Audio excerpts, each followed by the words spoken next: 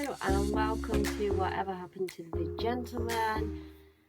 I am so pleased to be here with you. I'm really cold actually, because I just came back from Phoenix in Arizona, and honestly over there it's like 24 degrees, and here it is, well, I don't even know, maybe like 10 degrees, but it feels like minus 100. So I'm having to sit here with a jumper and a cardigan because it's really cold and I'm adjusting. But it leads very quickly on to today's episode, which is all about why you should be taking a solo trip without anyone else, and how that will help with your discovery of who you are. So this was my first solo trip out of the country. I have been doing retreats in the UK for quite a while now, where I would go and meet people that I didn't know before. But this one was the first one where I was like, right, I'm going out of the country. What I found was I found a group of people anyway. I nearly didn't go. I had a conversation with Alan. You all know who Alan is. If this is the first time you are finding me, I'm Sam Morris, by the way. I don't think I actually introduced myself. Alan is my husband. I had a conversation with Alan about, I don't think that I should go. I'm really nervous. I'm scared. I won't know anyone. I don't want to sit by myself eating dinner. And then I had a conversation with my mom about it, and she said, well, you flew to a different country with the kids, so why are you so worried about going by yourself? You was the sole grown-up in charge of these children, and you flew to Canada. You're going to be fine. So I was like, okay, I'm going to do this.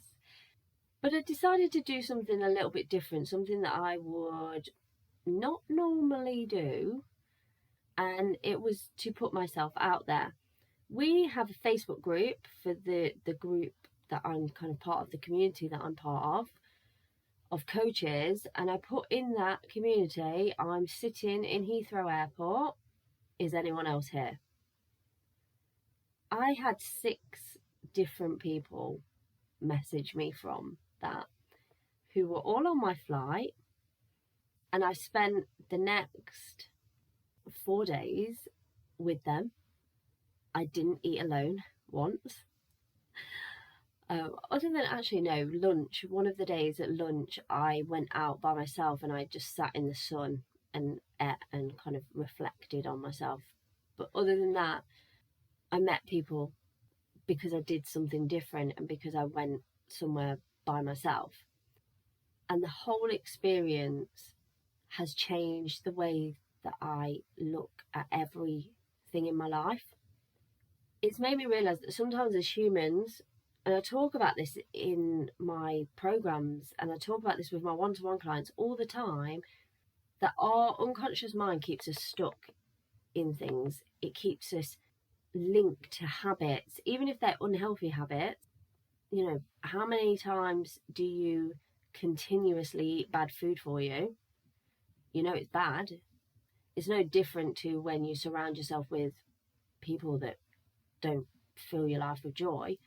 It's just a habit. Habits are really difficult to break. My habit of sticking with people that I know, not doing things different, not putting myself out there and introducing myself to people because it doesn't naturally come to me, has changed everything. And we all do this. We all put fear in front of us so we don't do certain things. We all stick with the same group of people. And I think Jason Greystone said, I've spoken about Jason before, but Jason Greystone said that the majority of people that are still friends with the people that they went to school with generally aren't as successful, and I'm sure there were studies done, but generally aren't as successful as the people that moved on got new friends, found new people. Those people grew way, way more financially, with their lifestyle. The people that they were around made them happier, because, we all want to live a good life. So I went and did that. On day one, I went to the botanical gardens in Phoenix with these group of people. Then we had a business conference. I say business very loosely. I am one of many that are in James Wedmore's community. And over the 3 days that we were at this business conference, yes, I did learn a few things, but I actually learned way more about myself than I planned on doing. And I also bent a metal spoon with my mind. Some of you will say Sam has gone crazy. My daughter asked me if I had been taking illegal drugs. My husband didn't quite believe it, and still doesn't, despite the fact I've showed him the spoon. I brought it home. I bought some spare spoons to practice on as well.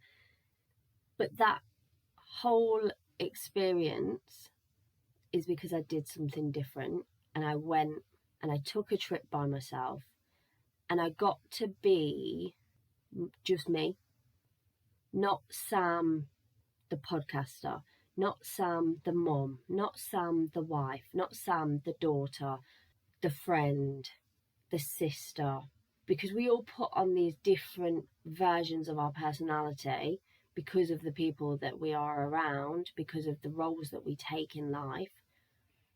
Those roles mean that sometimes we can't be completely ourselves. When you go on a solo trip with no one, you just get to be who you are. There are lots of companies out there that you can book a solo trip on, so keep yourself safe. I'm not saying just randomly go and don't tell anyone where you're going or anything like that. There's lots of companies out there that are specifically for solo travelers. Or if you are part of a business, if you work somewhere that you think you could go on a self-development retreat, conference, whatever it is, don't invite anyone else and just go by yourself. You will get to be who you are without all of those outside influences, the people around you. You just get to be yourself. One of the things that came up quite a lot for me was that the people that I was around, because I'm so very to the point, and I do tell people that I'm very to the point, I often worry about that. I worry that I will upset someone. I worry that I'm a bit too much for people sometimes. And all of these people that I was around told me things about myself. These new people that were meeting just me for the first time, not meeting the various different versions of myself, the various different masks that I put on for different people. They were just meeting me, and every single one of them taught me something about myself. And one of the people, I'd said, I don't like to come across as though I am bragging, because I grew up in a lifestyle, and if you know about my lifestyle, if you've heard me talk before, I grew up in a lifestyle where we didn't have a lot of money. And as my life has changed and my life has grown, I don't have those same problems anymore. But a deep part of me kind of feels a little bit guilty about that, which is why we do give quite a lot from our other business to charity, because I feel bad in a way. And I said to one of these wonderful women that, I don't want to come across as I'm bragging. And she said, you need to stop doing that. You don't come across that way in any way. That's not the way that you come across. And I was like, thank you for that. And she said, I think you needed to hear that. And I really did. I really did need to hear that.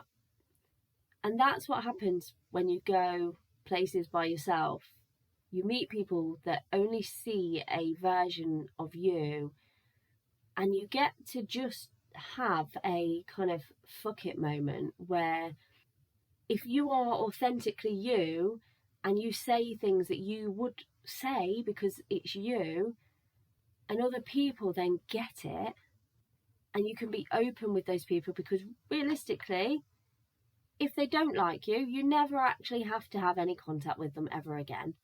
So you can just say how you feel. And then, you know, they open their arms to you and they say, you're great. And they tell you things about yourself that you needed to hear. And then you chat with them and you learn stuff that you didn't ever know. The first lady that I met, Sarah, is a menopause coach. And she taught me lots of things that I'm not at the stage of going into menopause. But I know it's not that long, and I know that there's certain things that I need to start planning for. And she taught me about things like memory loss. You could just lose your memory. I didn't know that. I have a lot of people around me that are going through menopause at the moment, some way earlier than they probably should have. And now, from the things that I've learned from Sarah, I can be a better friend. I can be a better family member because of those things. And then I came home and I told Alan about it. And so when I go through it, he can be a better husband because he can understand it a little bit better. Because I learnt these things from random strangers that I never ever would have known had I not have gone on this trip. So I encourage you today to look at where you could go. Maybe not take the biggest step. If you never travelled outside of the country before, leaving the country is like an extra kind of obstacle that you probably don't need to go through right now. Book something different in your area. Find a group, find something you're interested in, generally something that is going to lift you up rather than make you feel down, a well-being place, and just go and just say to yourself, I'm doing something different this time. And go find out how liberating it truly is to just be yourself and to have other people tell you that that's okay. Go and do it. Send me a message on Instagram. I was going to say WhatsApp. Please don't send me a message on WhatsApp because you don't have my number. Well, maybe you do. Send me a message on Instagram. I am at the Sam Morris, so the in the UK, the Sam Morris C. I'd love to hear what you're doing, what something different you are doing so that you can be the best version of yourself and find the people that you're supposed to be around. That's it for whatever happened to the gentleman today. I am not doing a long one. I just wanted to come and jump on because I've got a lot of energy from my spoon bending and my meditation, and I also had an out of body experience which I may tell you about on a later episode. If you want to hear about that, message me, because I'm a bit unsure of whether people will welcome that, because it is something that my logical brain is actually struggling to comprehend what actually happened. But if you do want to hear about it, just let me know. I have a wonderful self-love blueprint. If you are trying to get onto a journey of self-discovery and of, attracting the person that you're supposed to be with, it does start with loving yourself. I have a self-love blueprint for you. I'll link it in the show notes. I would love for you to go through that because you deserve it. Go do something different. Let me know what that something different is, and I will see you in the next episode. Thank you very much.